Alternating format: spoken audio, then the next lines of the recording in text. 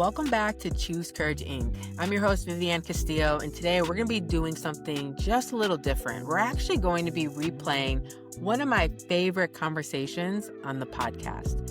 And honestly, it felt like the perfect moment to bring this one back, especially in light of everything that's going on around the walkout event that we're hosting live in January.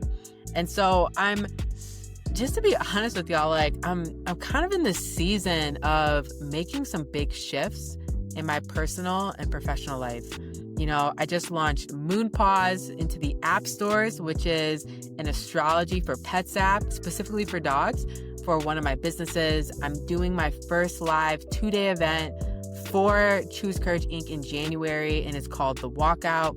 You can learn more at jointhewalkout.com. And I'm also just creating some new offerings as well for my entrepreneurial clients. You know, in my personal life, I'm feeling a little bit more settled into my new life in Mexico. I'm really loving the city that I'm living in. I'm loving the relationships I'm building.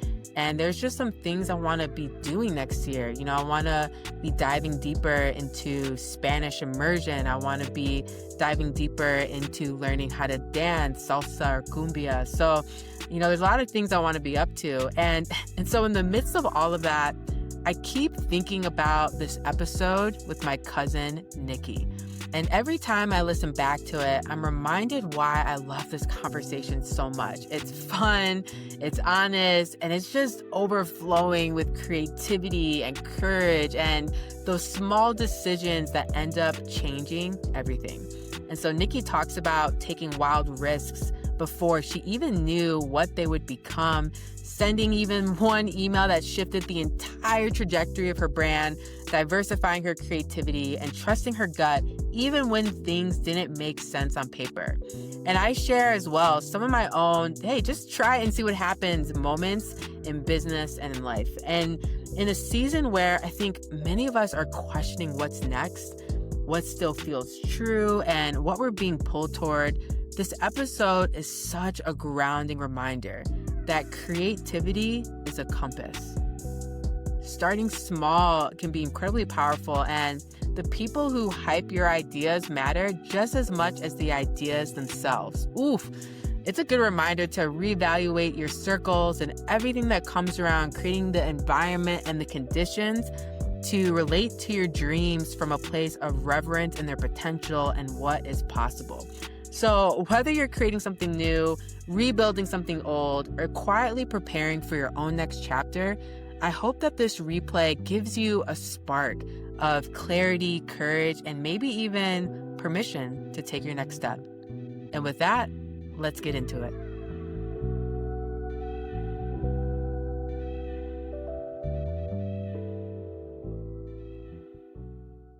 Yeah, where do I want to start? Well, one, I'm just happy to be having this conversation with you. A lot of people probably don't know that we're family. Yeah, cousins, baby. And I know, gosh, your background, your experience is just so deeply rooted in creativity and just honoring your gut and your heart.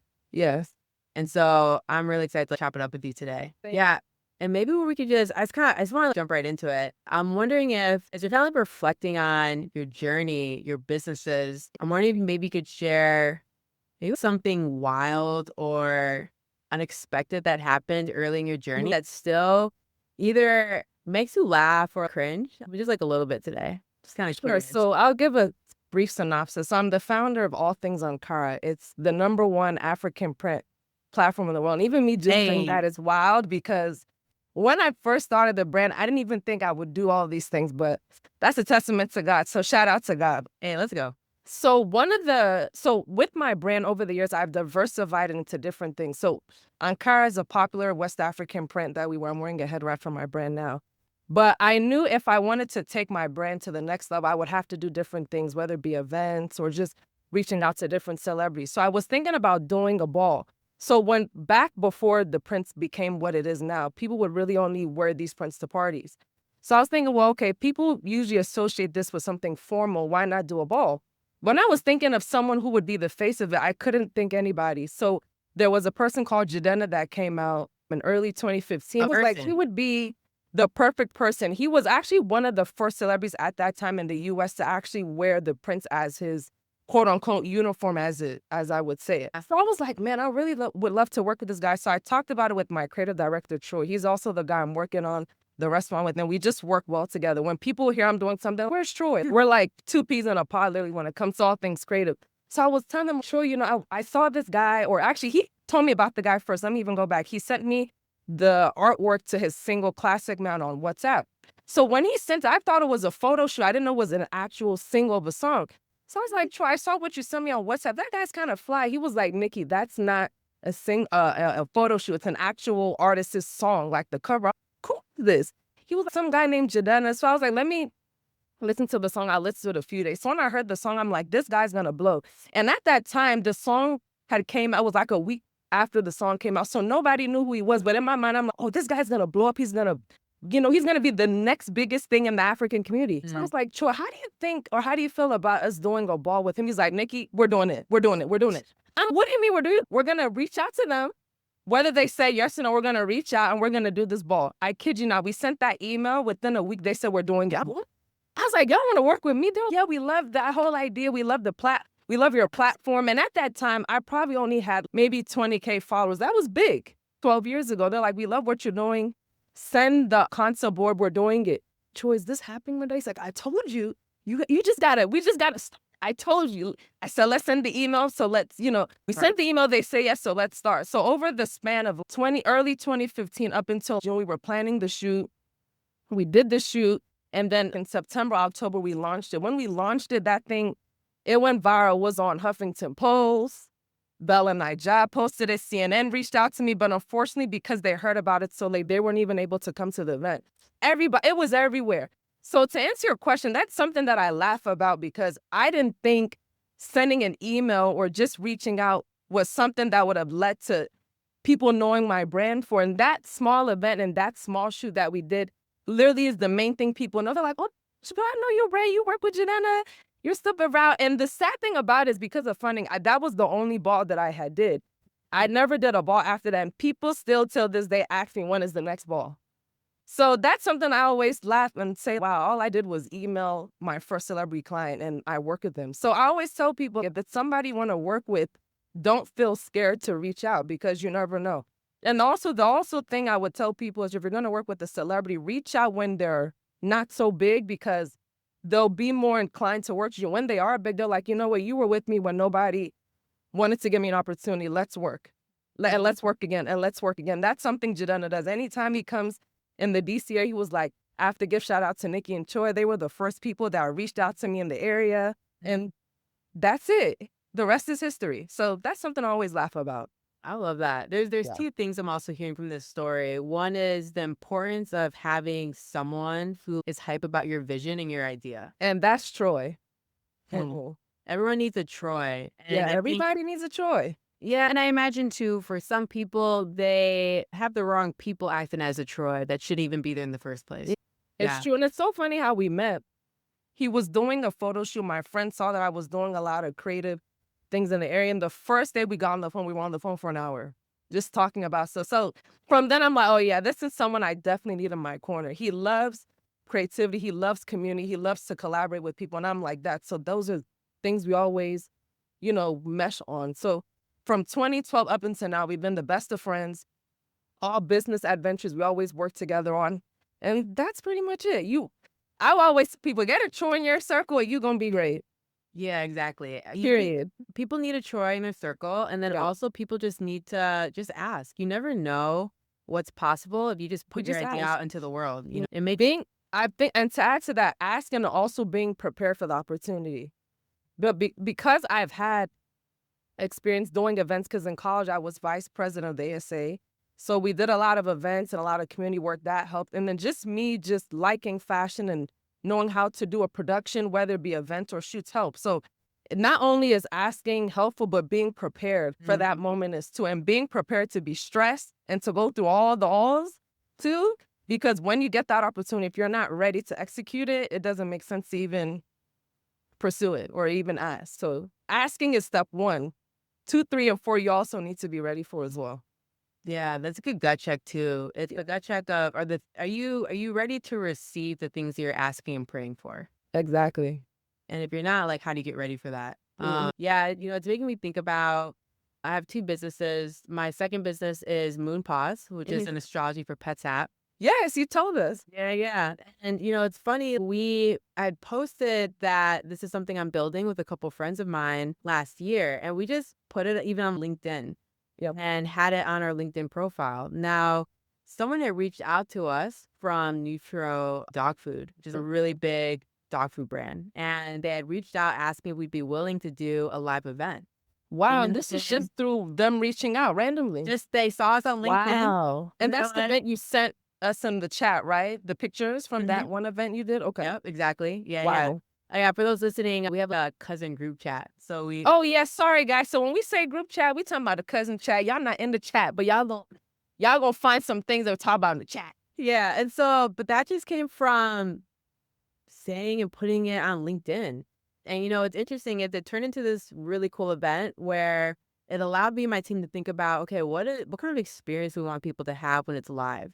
How do we want to capture how people are just having this moment of really joy and connection with their pet? But also, it led to this opportunity where we were asked to, so we're invited to this event. Then we were asked to do something the night before where we would do a private reading for Ian Somerhalder, who he plays Boone on Lost, and he also plays Damon on The Vampire Diaries. Yeah, and he was like really excited and really into pet astrology. So we did this private reading with him, and he just loved it. Absolutely loved it.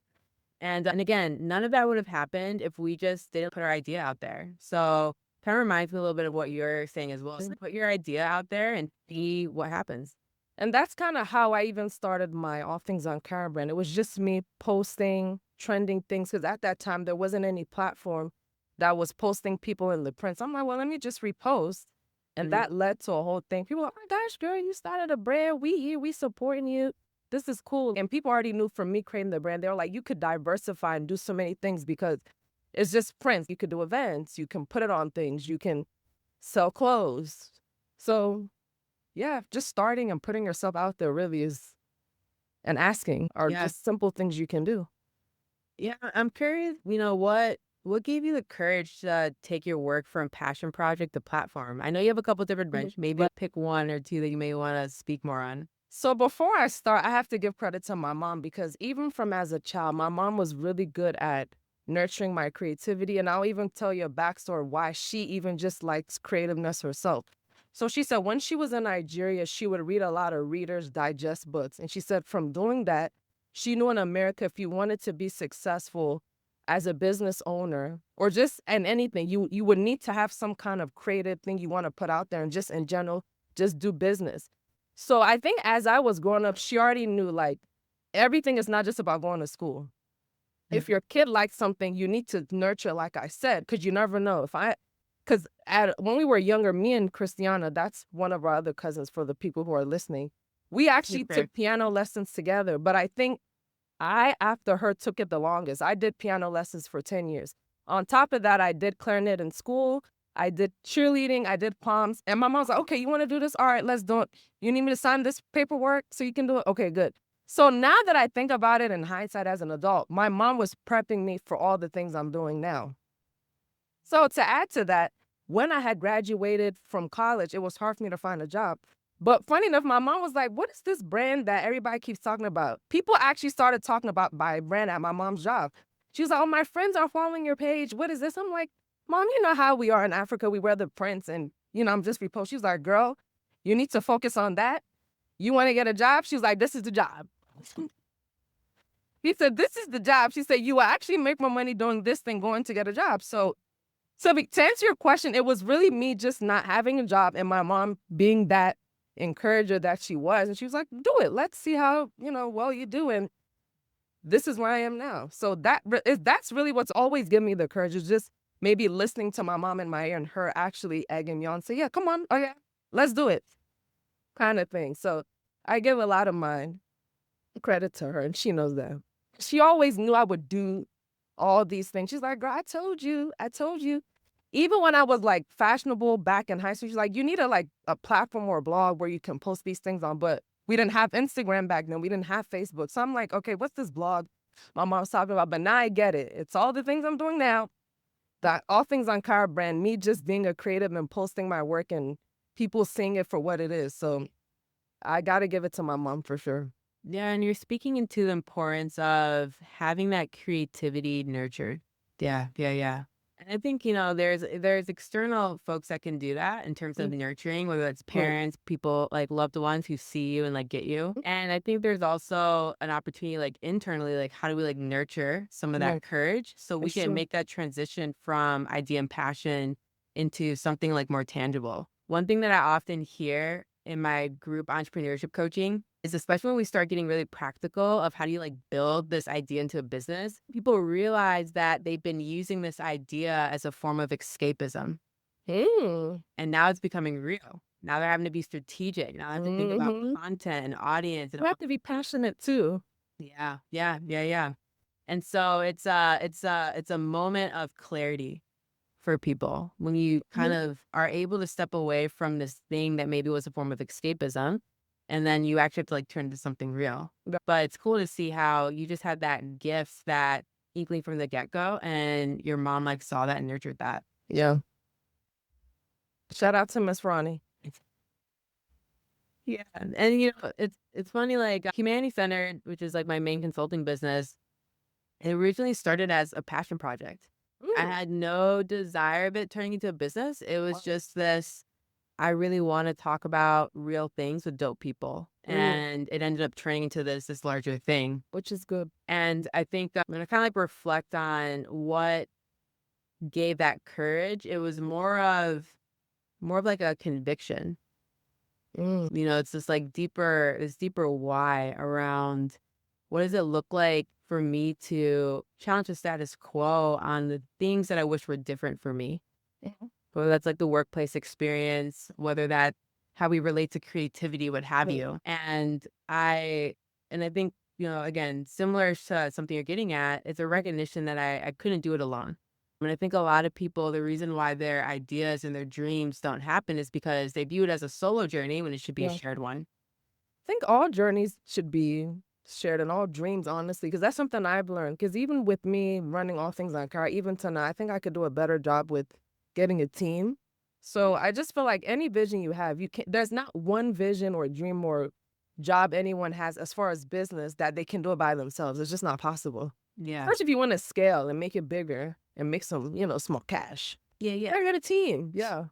And that's another reason why I'm even liking that I'm getting into the restaurant space, because that's one industry where you definitely need a team. So those are things, I've been in the industry for so long, business, I would say, and I'm still learning stuff. So I think that's another thing to add to what I'm saying is also be willing to learn and to learn from other people. Even if they're younger than you, don't have experience, you can always learn from anything. Yeah. Can you talk a little bit about your restaurant business and what you're cooking up over there? Sure. So the name of the restaurant is called Vibe, VIBE Restaurant and Lounge. It's an Afro-fusion, Afro-futuristic dining experience where culture, flavor, and innovation collide. We're big on the culture because Africa. We're big on the taste of the food, which is the flavor, because if the food ain't right, nobody's coming. And we're really big on the innovation. So the innovation part, which I really like, is the whole place is black and white. So think of if STK, Balenciaga, and Chanel were to come together and make a restaurant. That's what Vibe is. So Balenciaga, they're really good with creating unorthodox designs and innovative, but we're not going to be too unorthodox. But Balenciaga, they take it to the sky. We're not doing all that. The thing I like about Balenciaga is their innovation. So everything in the restaurant lights up. We have LED lights in the restaurant that light up. The menus light up. There's LED in the menus. The name badges light up. I was even talking to Troy, my creative director, or the co-person I'm working on with the restaurant. I even want to put LED earrings in the staff's earrings, the girls at least. So everything is like really futuristic. Even the drinks, one of our signature drinks lights up. There's LED ice cubes in it. So I'm trying to make it to where it's different. I don't want to take it to a point where it's too like, that's too much LED and too lighting. Like, there's a balance. That's what I'm trying. There's a balance. And then the thing I'm really excited about is the food, because we're trying to do a lot of Afro-fusion food. So think of like jollof sushi. Jollof is really big in the African culture, but we want to add that Asian aspect to it. Another thing we're having is a gege bread roll. So a gege bread is a staple bread in West Africa especially, but we're trying to form it towards a roll. Instead of giving, the regular rolls you eat at other restaurants, we want to add our own or create our own version of a roll. Another thing I'm excited about is suya tacos. We have tacos that people eat here, but we want to add our own flavor and put our own suya spices with the meat. What else do we have that's exciting? We have a platter. It's going to be called the Taste of Africa platter, but the platter is actually in the shape of Africa. We created the plate to where it's in the shape of Africa. We have different foods like puff puff, and all those things in there. So it's going to be something special because I haven't seen anything we've done. And I'm really even good that we've been so creative to the point where we're creating something so unique and something that's needed, because when a lot of people create these restaurants, they're more so lounges. We want to really hone in on the restaurant. The lounge is going to be there. Lounge is easy to do, but restaurant, a lot of people don't perfect it. They don't train their staff. We're trying to make sure our staff is trained well. We want to take it seriously, because if you take things like this seriously, it can become something that's good and you can expand and diversify and put it in different cities and even take it international. So I'm really excited about it, because for me, it's me stepping outside of my comfort zone. I love to learn. And it's something that everybody can enjoy. It's food. At least with the print, sometimes people from other races can enjoy, and they're like, oh, Nikki, can I wear? I'm like, yeah, sure. But notice a lot of these prints are made in Asia, but Black people don't want to accept that. That's the funny thing. Asians, it's so funny. White people actually the Dutch created the prints, but when the whole manufacturing age took place, China now took over, and then Blacks wear it. So that's the whole thing. But at least with the food, everybody can enjoy it, every race, every culture, every age. And I'm excited about it. I think it's going to be a good thing for sure. I'm excited. No, I can't wait to try it out. I can't wait for everybody to, man. I'm excited. I mean, I'm also hearing, there's two things I'm hearing in this. One is there's something really powerful about being inspired from industries outside of the one that you want to work in. And I think that is an encouragement for folks to kind of follow different paths. Even within like the design industry that I used to be more involved in, I wouldn't read books or follow designers. I'm reading about psychology. I'm trying to understand like these different industries, different compelling stories influence how I'm thinking about that. And I love like hearing how you're taking some of these like notes from like fashion and you're putting it into this restaurant idea. It's helped a lot, especially with the design aspect. I'm it's so funny because sometimes I actually bring my measuring tape to measure stuff in the restaurant. So like, it's so funny how fashion designing and interior designing can literally overlap. Instead of me using like, the metal tape the contractors, I'm like, well, I'm familiar with the measuring tape. I'm going to use my tape I use to measure my clients. So it's funny. They're different industries, but things do overlap. Yeah. And the other thing I'm hearing as well is, and I hope it's an encouragement for people, is ask yourself, what would happen if I took this seriously? And I just hear the way you're being so like intentional and thoughtful. And I take everything seriously. People know me. I don't play. Especially people know if my name's on something, oh yeah, Nikki. They be Nikki and Troy's involved. Oh yeah, they're good. People know. They know to not play with us. And it's so funny because I know this is leading to another question, but sometimes people see our work, they're like, oh, they're too perfectionist, or they're too like they take their work too seriously. And one of our clients they had heard this from somebody else. They're like, isn't that a good thing? Wouldn't you want people who are detailed to help you out? Sometimes, and I've come to learn, sometimes I'm too detailed for people. I'm like, whoa, I don't need to work with you.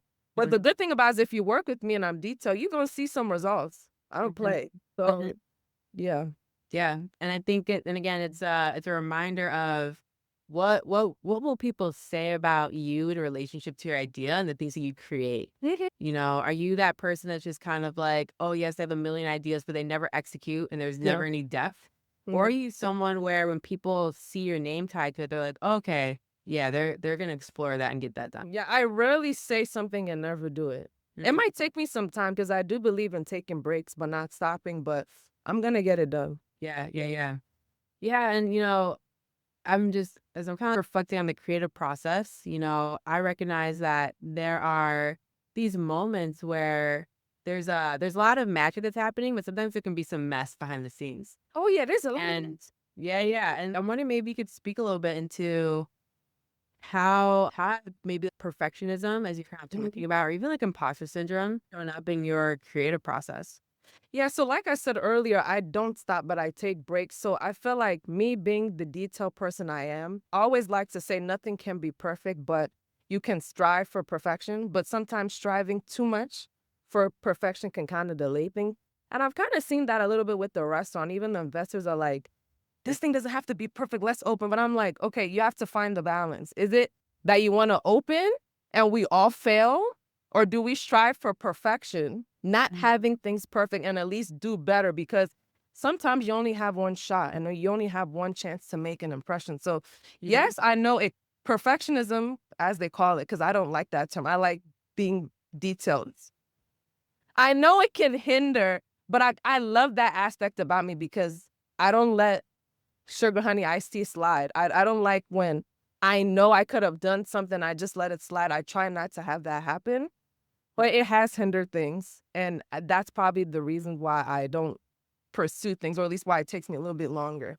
But sometimes taking time towards things is good because at least you're perfecting your craft. So I just look at it as like a yin and yang kind of thing. Yeah. Yeah, I think it kind of depends too on your industry and what you're building, right? I think Yeah. I've seen people where perfectionism is just another word for self-sabotage. Like they just Yeah. never end up doing Exactly. anything because it has to be quote unquote perfect. And Yeah. it's like, that ain't happening. And I think like for creatives, if we can understand that it's about getting it to a place where you know there's going to be a solid foundation for iteration and continued creativity, right? Right. Yeah, yeah, yeah. And I mean, I'm kind of in this similar place right now.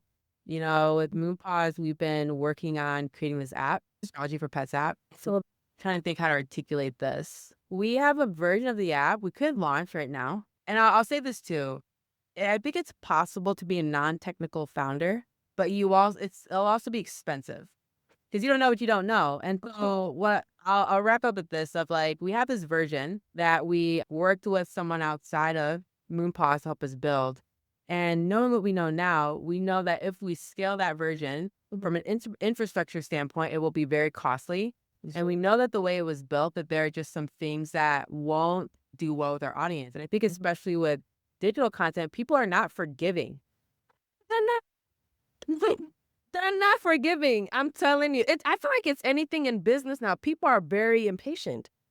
And everyone thinks they're celebrity child. They think they Beyonce, which is not a bad thing because I think people want whatever they're putting their time into to be worthwhile. So that's just business in general. So I get your point. Yeah, I think with an app though, so I had to make a decision. Like we can launch this app and, create and iterate around it to make it where we need it to be, but also knowing that that's people's first experience of not only this First brand, impression is key. yeah, but also this concept, right? Like we're really innovators in this pet space right now. Yeah. So there's that. And I was like, or we can rebuild it and actually work with someone that we know can build in the way that we want to and have a scale in the way that we want to. And we did find someone that's going to help us do that, who will do it a fraction of the cost and like fraction of the time. Now that does delay our launch continuously. We've been working on this for a minute, but I know that it's really important, especially for this concept, to launch it right, especially when you're new and like the first in the space, right? I can relate with this restaurant because we've gone through, I think, 5 contractors. So like we can let things look the way they look, but I'm not having people come there and say, Nikki, this don't look good. I'm not, it's gonna really break me down. So I'm like, we can take the time and fix it, or we can open as is. So it relates to you with the app. You gotta get things done properly. It's not even about being a perfectionist. Because I know sometimes people say we're being perfect. No. If somebody's buying something or putting their time towards something, let it be good. Simple. Yeah. And I think too, part of it depends on your ability to quickly iterate. So I'll give another example. When I launched this podcast, first few episodes it just literally started. There's no intro music, there's no intro, there's no context setting. And did that for like a few episodes, and someone emailed me and like, hey, it'd be helpful if you had even like 60 seconds in the beginning, just kind of giving an overview and then having like a little bit of an outro. And I'm like, all right, done. So I did that, edited the earlier ones and just kept it moving. But that's a quick fix, right? It's very different than like a restaurant or like an app. I mean, you can just do a quick fix, quote unquote, in like 2 days. Yeah, everything can always be a quick fix. You got to take time and yeah. And that goes to trusting your gut. Yeah, that's and that gets better over time. But it's trusting your gut. It's understanding the industry and the context that you're in, how customers typically are, when they're first experiencing a brand within that industry. And if you are one of the first in these spaces, you need to come correct. Thank you. Yeah, and I would say with the restaurant, we would probably be the first fine dining restaurant in Silver Spring. First fine dining African restaurant in Silver Spring. It hasn't been done. So Really? that we can relate on that too. So Yeah. a lot of firsts. Listen, Mm-hmm. yeah, I'm curious. I'm gonna go off script with you. Like, Sure. how do you? I mean, I think about you within the context of the family. I think about you within the context of all the first things that you've done. How do you kind of manage that reality of like, hey, I'm gonna be the first to do this? Like, what's yeah. Hey, this is Vivianne, and I hope you're enjoying this episode so far. And I just wanted to pause for a quick moment to say that this podcast is ad-free on purpose. And we want to keep it that way so that it feels like a space that's just for us and just a little bit more divorced from noise on what we should buy and what we should consume. And so the best way to help us do that is by sharing it with someone you think would really connect with it, someone who you think would feel encouraged or get something out of this episode, or by leaving an honest review because it helps more folks find us. And honestly, it could be the exact thing someone else needed to hear today, just because you took a moment to spread the word. So thanks for being here. I appreciate you, and let's get back to it. To be honest, going back to what my mom said, I kind of know was going to do all these things. I'm not going to lie to you because I don't know, just growing up, I just know it was different. I'm always like, I was always the friend who was in her books. I'm always reading. I'm always the friend who likes to keep people lively. I was also the tallest out of my group. I'm 5'10". So I just knew something. I mean, hey, I gotta say, I just knew something was different about me. And I know it has a lot to do with how my mom raised me too. She put me in private school, so I know that really helped to focus my learning and just to appreciate being in school, focusing on the goal and completing a task. That helped. So I don't know. I just kind of know I was gonna do all these things. I'm not gonna lie to you. My mom did too. She was like, "I told you, you're creative. You need to post your stuff." So I think it just came naturally. And I'm always thinking of just different ways to be innovative, if that makes sense. So when you add all those things, I'm not surprised that I'm doing all these things, if it makes sense. Yeah, I just being creative, and when you're creative, you're always thinking of different ways on how to do things. So I think that's part of it too. Yeah. And I'll say something else that I see, that creativity thrives in authenticity. Yeah. And people say that. I mean, like, girl, you're just you.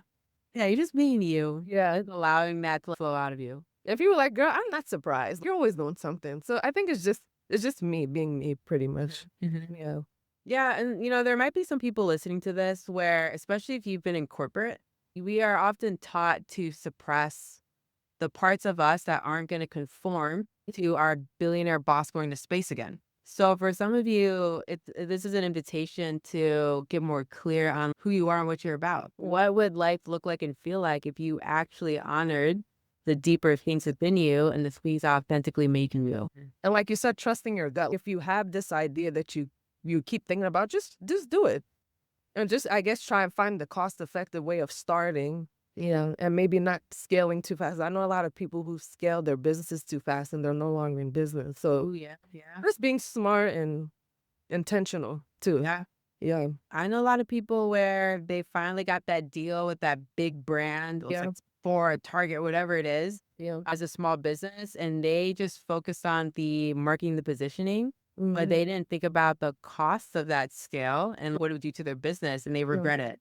So I think it's important for you to think about too, how do you want to, there's other ways to scale besides growing. And sometimes you don't need to be with a Target. You can be where you are online. Exactly. And I think too, like, it goes back into, there's this evolution, this journey when it comes to trusting ourselves in business. And it continues to grow and mature over time. What's one decision that you've made that felt small at the time, but actually changed everything? So funny enough, it goes into what you said. So during the pandemic, the main thing people were selling were face masks. So I'm like, let me get into this face mask. The basis of it, at least the reusable ones, was cotton, and Ankara's cotton. So let me, try and see how this goes. So when I had posted it and advertised it like on 2 pages on Instagram, because Instagram, I know Instagram. I know how to sell stuff, whether it's posting and advertising on Instagram. I said, let me just try advertising on 2 pages. I think in one day I made about $1,000. So I'm like, if I'm making this much money in a day, keep doing this thing. Yeah. So over time, I was like, okay, let me just put a couple $100 a day. So that was actually the one time where I'm like, okay, I have a product that solves a problem. Let me actually advertise. Because that's one thing I notice people don't do when they have a product. They don't know how to advertise their product the proper way.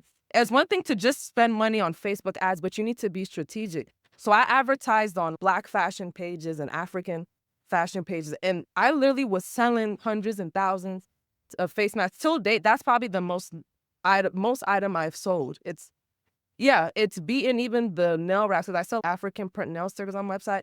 That's beat down. Obviously, with the pandemic, it would.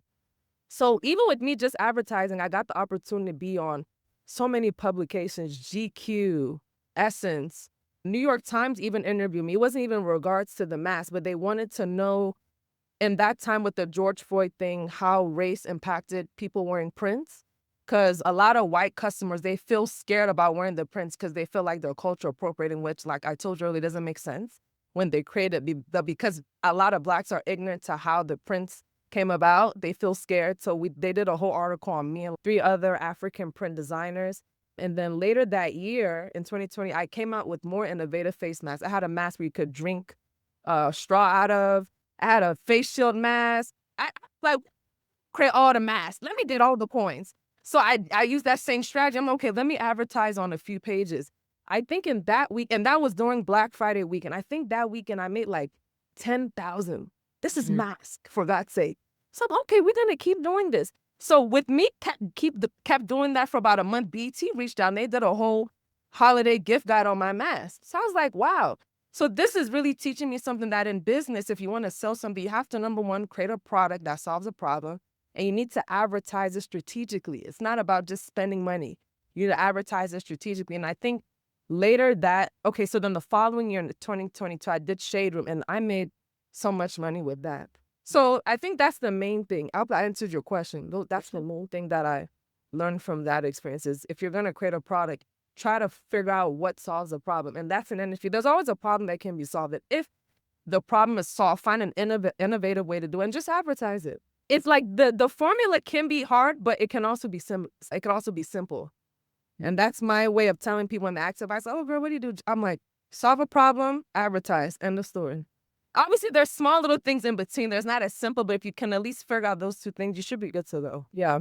No, I appreciate the reminder. I mean, I think it's interesting. I started my main business in the very beginning of 2020. It was like March, April of 2020. And I think a lot of people, when they either find themselves in chaos or crisis, I mean, look outside, the world's burning. Oh, yeah. Exactly, or something else is happening in their life that they look at that as, oh, now it's not the right time. I think for me, one decision that I made that felt small at the time to change everything was I just tried, even though things were hard and the world felt like it was burning around me. Yeah. Yeah, trying to is part of it. Amongst all the things you said, trying to just try your best.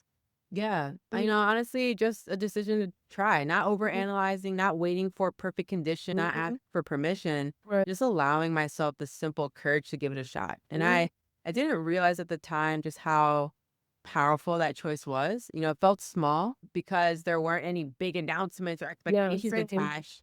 But it was just this quiet decision that I made internally that, I'll try this and I'll see what happens. And, since then, we won. Fast Company named us one of their top 10 most innovative design companies.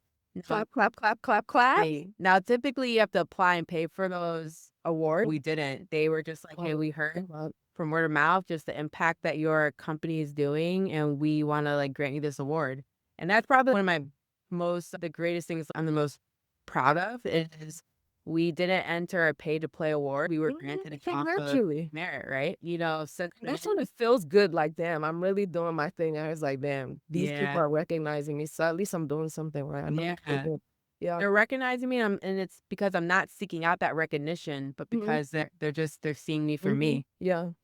We've been able to do really well in business. I think our largest client contract was about $470K. Clap, clap, clap again.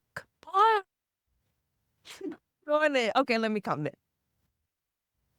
Yeah, and what's so funny about that is that contract came from someone who did that first cohort experience that I just tried to do at the beginning of the pandemic. And they ended up inviting us to do and explore something with their company. And it turned into this huge contract. Wow. It just came from something that they had experienced with me from that moment of, I'll just try. I know that feels good too. Yeah. We just don't try and things come. That's God, honestly. Yeah. Mm-hmm. And the thing is, too, my mindset at the time was, if it doesn't work out, then fine. I'll log it as an L with the rest of 2020. I was like, what do I have to lose at this point? It's burning. Like, even now, like, I tell people, I'm like, look, the world's burning. Why not? And you know Be what's different. funny when you say that? That's one of the things I do like about the pandemic. A lot of people were trying things and honing into their creativity because you had nowhere to Yeah. go. Now I feel like everything's back to normal, so it's whatever. But that's a time I appreciate seeing. It's like, okay, I didn't even know you had this talent. Okay, I didn't even know you could do this. But I mean, hey, it is what it is. The people who took it seriously are the ones that kept doing what they're doing. So Yeah. at least that time it gave people to be a little bit creative and just to think outside the box, which was good. Yeah, because trying creates clarity. And action creates clarity, right? And even when the outcome wasn't what I expected, even the outcome isn't what we expect, it's about forward momentum. Right. And it's like, it's something that teaches you about adaptability. It teaches you how to trust your gut again. It teaches you how to reconnect and recalibrate your relationship with creativity. And I actually think we're going to see another moment of that. I know that things are really tough and chaotic in the world, in the States especially, but I really think in these moments that creativity is going to be the key. It always is. We're born to create. Yeah. I mean, yeah. Creativity is going to be the key because also creativity is a huge part of hope. Yeah. And, life doesn't stop, now. And so I think a lot of people are going to be leaning more into that. So I'm really excited. I'm really curious to see what comes out of this period. People just connecting deeper with themselves and what really matters. Yeah. I mean, to that end, Yes. I think, when I reflect on your creative journey and the things you've been able to build, I know that there is a lot of purpose and intentionality that's baked within that. And, I'm curious about like, yeah, how do we stay rooted in purpose while still dreaming bigger than we ever imagined from the beginning? As funny as it sounds and cliche as it sounds, it's really just remembering your why. Why are you doing what you're doing? And remembering that purpose fuels big dreams. They're like this. They're not separate. So if you're thinking your why as the reason why or why it's helping to dream big, you would always stay grounded. It's a cycle. Then on top of that, you have to take care of yourself. Because that's something I learned from the pandemic when I had my health issues is that if I don't take care of myself, I can't even dream big. You have to focus on yourself first. If you're sick, you're not eating right, gaining weight, you ain't sleeping, because that's something I struggle with now. People like, girl, why are you still up? It's 6 a.m. You should be sleeping. But people know I work well at night. That's probably something to also get from my mom. I've been doing it for so long. But the thing is, once again, I think I get it from my mom because my mom's a night person and she's a night shift nurse. But anyways, that we're saying, I just feel like also with dreaming big, you have to take care of yourself because if you're not here, there's no dreaming. So knowing your why and just taking care of yourself is very important. Sleeping. I think people underestimate sleep and resting. I think most people will say, oh, I need about 6 to 8 hours. No, girl, you need 10. No, boy, you need 10. And it's just resting. It doesn't always mean you're sleeping all those hours, but just relax. Like, put your phone down, eat right, get you a bowl of salad, add some quinoa. You know what I'm saying? Get some water instead of some juice. Put on some good music. No, I'm serious, because these are the things that keep you, sane. So Yeah. that's what I would say is knowing your why and just taking care of yourself, to be honest. Yeah. And I also say too, know the difference between self-care and comfort care. I think a lot of people can engage in comfort care. These kind of like quick fix. Let me treat myself. No, yeah, that's not it. No. Yeah, but it's something deeper. And I think I love that point that you bring about making sure you're taking care of your body. I mean, taking care of your body, your mind, and your spirit. I just had a conversation with a group of entrepreneurs around when people are in fear, when people are being fearful, be creative. But you can't do that unless you are not only being healthy, but you are aware of your spiritual health. When I'm talking about spiritual health, I'm talking about these are the things, this is what gives you meaning and purpose. And I was talking about we have to have a more holistic understanding being healthy. And I think a lot of entrepreneurs, they also can get into, okay, let me, yes, eat, sleep right, all these things, but like there's deeper things at play that are going to be really important for your creativity and for you to have a level of sustainability in what you're trying to develop. It's true. Yeah, health is important. To add to something that's a little bit off topic, my mom, she's actually a holistic health and wellness coach. And what led to her being that was about 12 years ago, she had cancer. But my surprise, which is still mind-boggling today, she cured herself. She cured herself from just eating right, took a bunch of supplements, and it went away. So even from just her doing all that, she's now helping other people, and I'm helping her to even start her own business. So people really underestimate how important it is to take care of yourself. You can be here today and gone tomorrow. People die in their sleep. Yeah, So absolutely. yeah, I feel like that's important to even dreaming big. You got to take care of self. Yeah. I mean, one of my best friends passed away in her sleep a couple years ago. She was like vegan, healthy, doctor, all these things. Like life is short. And I think without, the desire to be productive fueling it, it's just a reminder to take care of ourselves. And she had to dig deep to figure out what was causing her to just go like that. Yeah, but it's unfortunate, but yeah. Yeah.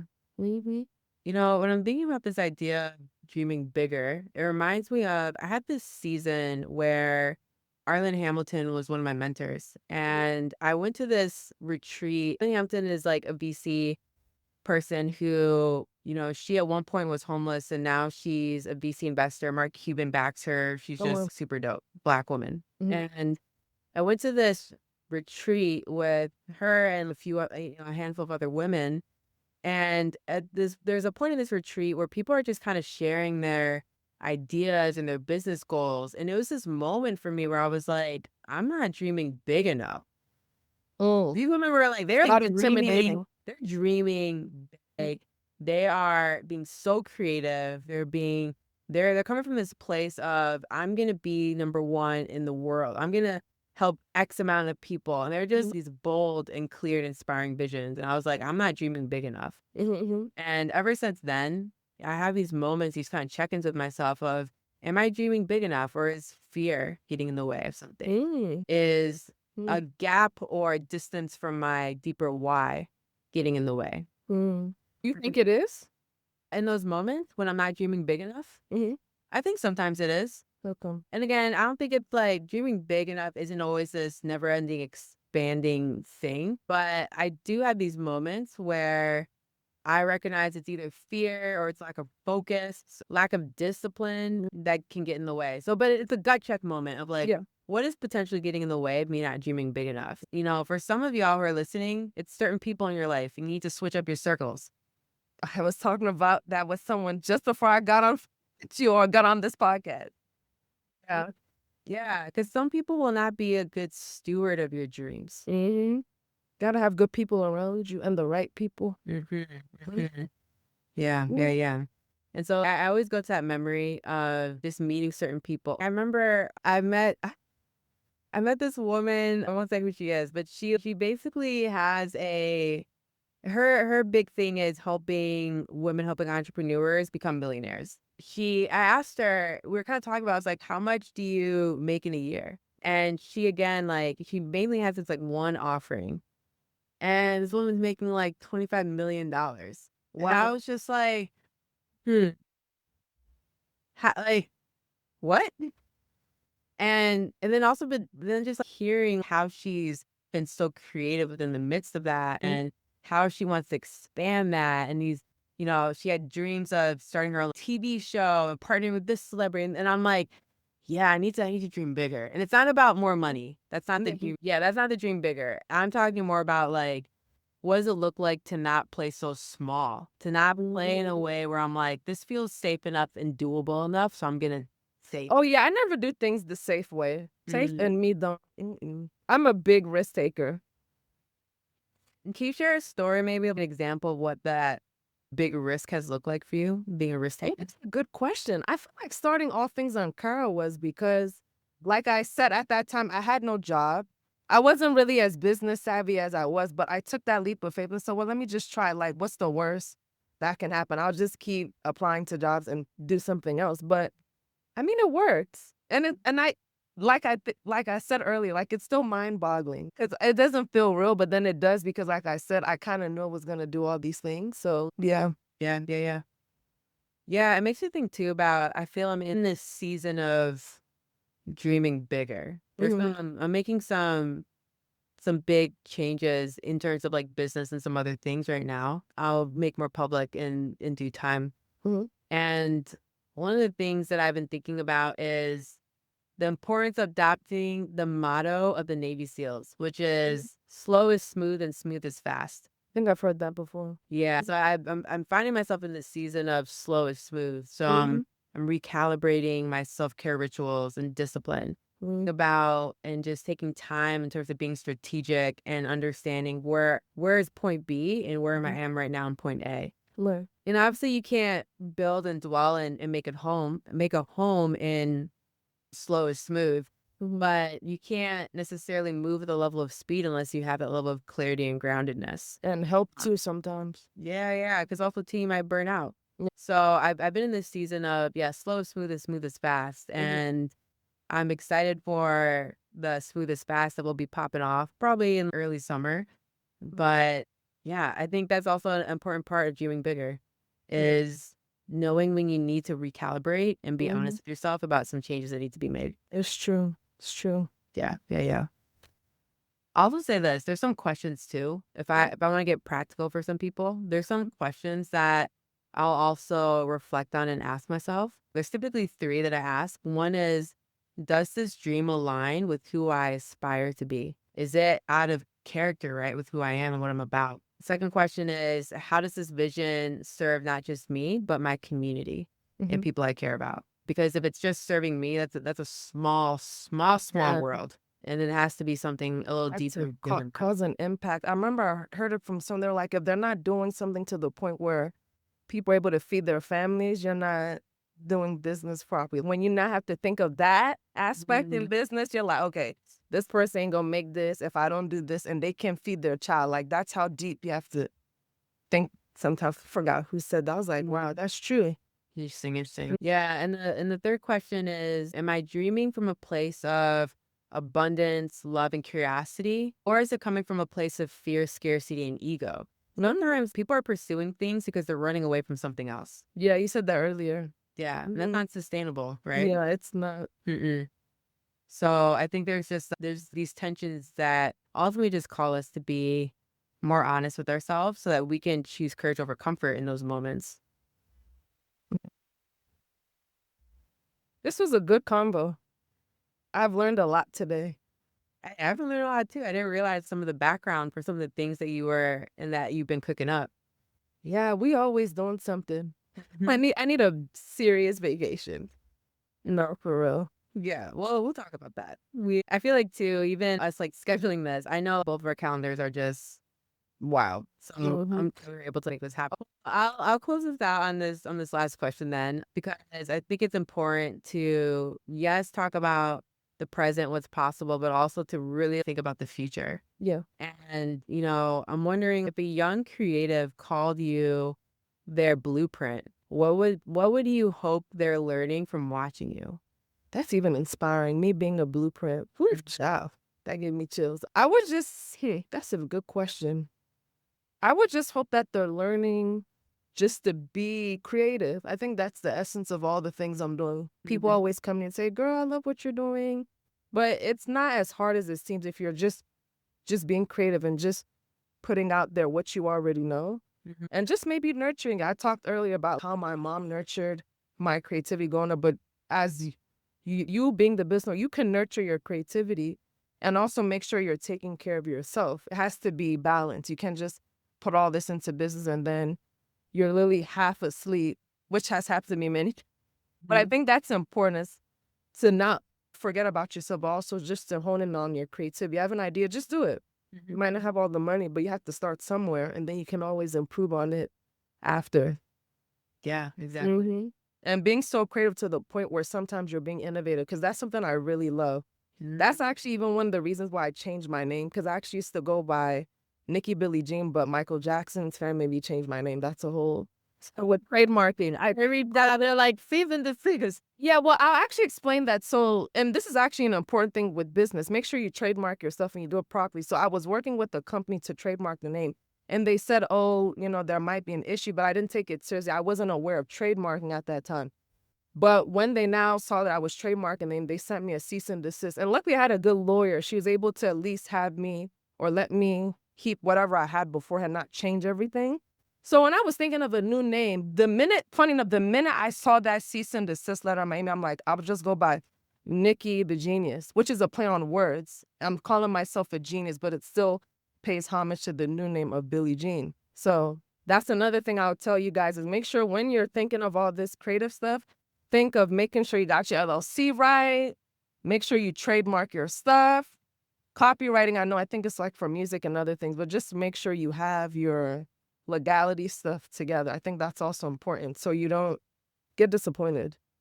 Absolutely. Yeah, I'll just try and do an episode with my attorney. Actually, her firm is called Creative Genius Law. Yes. Yeah, she's dope and specializes in IP and especially with working with creatives. Yeah, that's something I try to get people to do. Have you LLC'd? Have you trademarked? Please do it. It's important. If you don't own the trademark, you really don't own anything. Getting the domain doesn't mean you own your business name. You getting the social media handle. Trademarking is the most important thing. Yeah, it's a part of the difference between building a business and an asset. Thank you. And what I mean by that is I see a lot of people have businesses where if like humanity-centered, my main business is a really good example of this. It's a business. Sure, there are some things that are valuable that we could quote unquote sell, but the reality is if I go away from that business, humanity-centered is not the same, And so an asset is something that you could be able to sell. Like, can you look at your business and say, yes, I could sell that for X multiples, right? And part of adding value to that is trademarks, it's copyright, it's making sure your T's are, crossing, your I's are dotted. Exactly. So I think it's really important to do that from the jump. I actually have, not a lot of people know this, I have a CBD tea company, and it started as a passion project, and then I got tired of it. And a few years ago, I remember like 2021. Yeah. So I started this CBD tea company, and then I've learned so much from it, but honestly, I was more passionate about humanity-centered stuff and what to do with Moon Paws.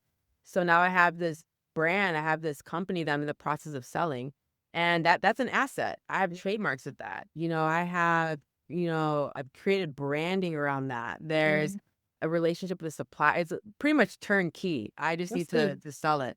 But that's an asset. Yeah, that's something I can literally sell within the next month or two. So again, you have to kind of think about those deeper things. But yeah, to this question of blueprint, I mean, really at the heart of this question is something we could all reflect on is, am I living my life in a way that can be a blueprint and an encouragement to someone, or is it a cautionary tale? So am I living my life in a way that's a blueprint to someone else, or is it a word of caution? And, I think for me, when I'm thinking about if there is a young creative that called me their blueprint, I hope that they would recognize that building something meaningful doesn't require having it all figured out. It's really just the willingness to start, to stay curious, and to stay rooted in your values and to not betray yourself in the midst of it. I hope that they would see rest is not a reward, but it's a requirement. That being committed to your healing is not separate from your hustle. I think entrepreneurship can be one of the greatest healing opportunities if you allow it to be. That it will expose and bring things to the surface that you thought you could just work your way through. And I know I'm someone I'm very multi-passionate.